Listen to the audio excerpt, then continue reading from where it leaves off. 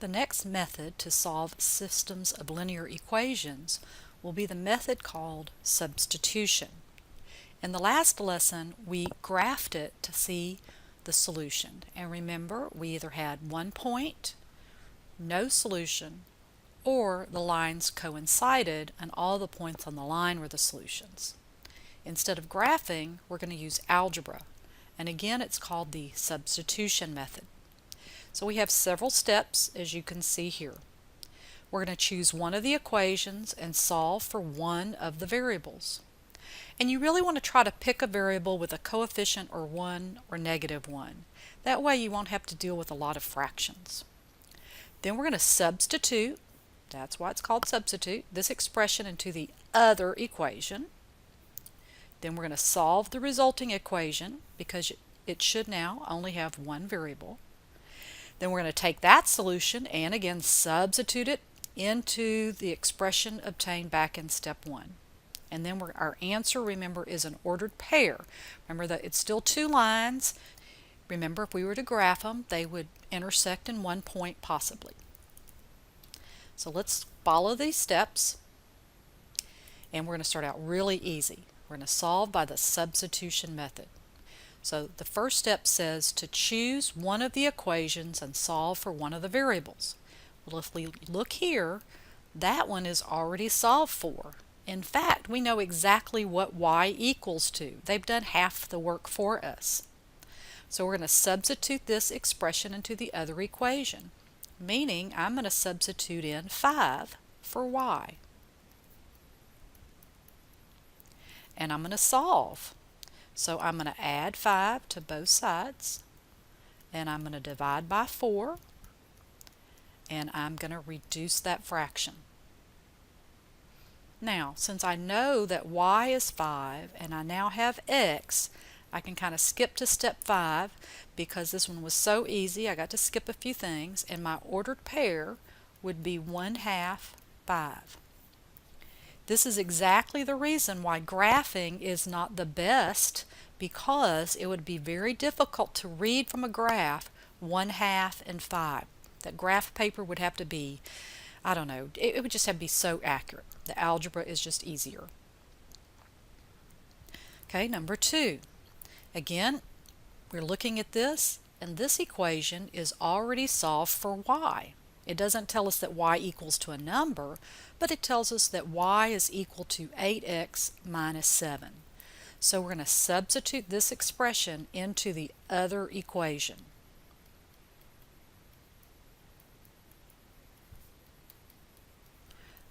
Again, 8x minus 7 goes in place of y. Use those parentheses. Now my equation has just one variable, so I'm going to solve by distributing. I'm going to collect like terms. Let's see. Subtract 14 from both sides. Keep going. Oops, I left out my x. Then I'm going to divide by -13. And 0 divided by a number is 0. Am I done? No, that was just step 3. Now I have to go to step 4. Take this solution and substitute it into the expression obtained in step 1. Well, step 1 was that, getting the variable by itself. So I know y is 8 times 0 minus 7 because I now know x is 0. So y equals 0 minus 7. Now I have an x coordinate and a y. X, y. There's my ordered pair. How could I check my answer?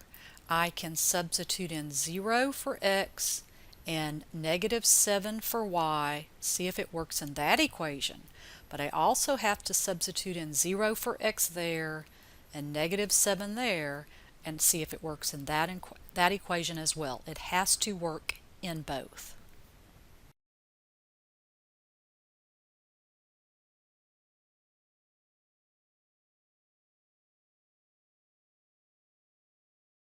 The next two examples, we're going to do a little bit more work.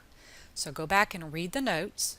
It says pick an equation and solve for a variable, and try to pick one that has a 1 in front. So I don't think I want to use this equation, but this one, either one would be easy to solve for because they have a 1. So I'm going to choose this one, and I'm going to choose to solve for x. So if I have x plus y equals -6, I can move the y to the other side by subtracting it. So step 1 says to choose an equation and solve for a variable. I did that.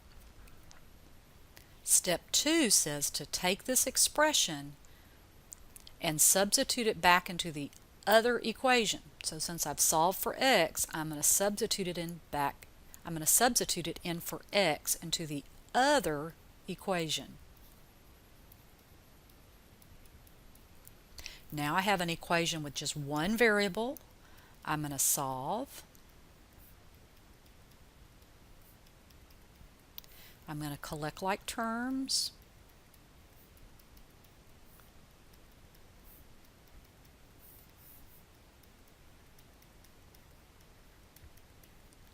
Am I done?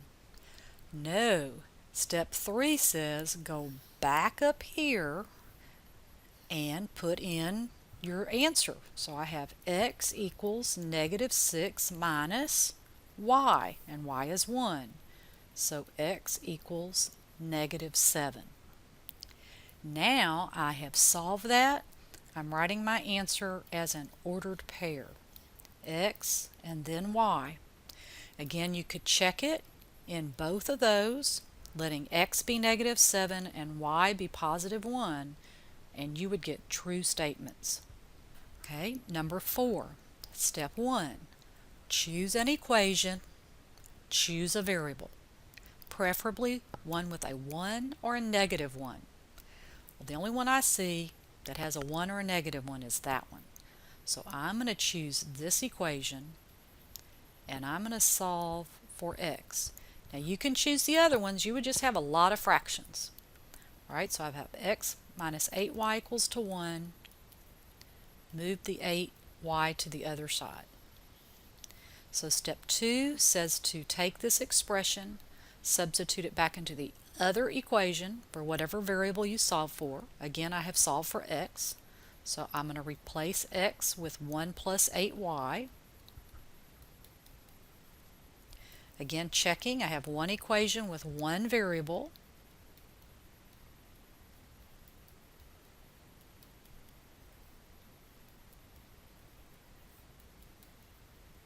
Subtracting 7 from both sides, I get a -15. And I can reduce that to -1/4. Not done. Go back to that step. And that's going to tell me x equals 1 plus 8, and what's y? -1/4. So let's see, 4 goes into 8 2 times, so that's 1 plus, that's a -2. So again, my answer, x is -1 and y is -1/4. Unless our graph would be really, really, really accurate, we would never get that answer, and that's why we need algebra.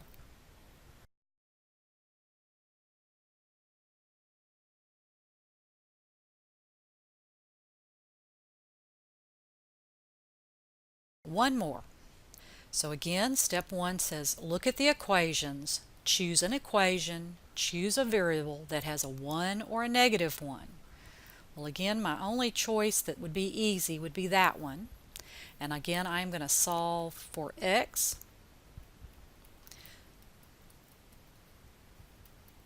So let's see, I would have to move the y, the 2y to the other side by subtracting it, but I got to still get x by itself.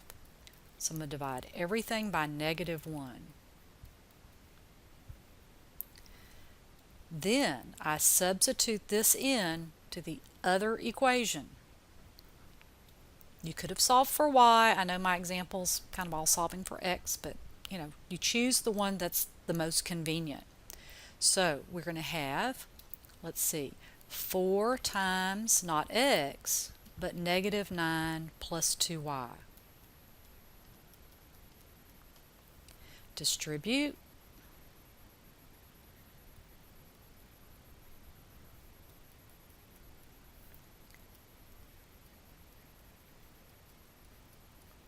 So I'm going to add 36 to both sides. Oh, that kind of came out nice, huh? So y is 2. Not done. Go back to where you started and substitute in your answer. Do the arithmetic. And my ordered pair is x and then y. Again, check them, see if they work in both equations. Now we have some special solutions.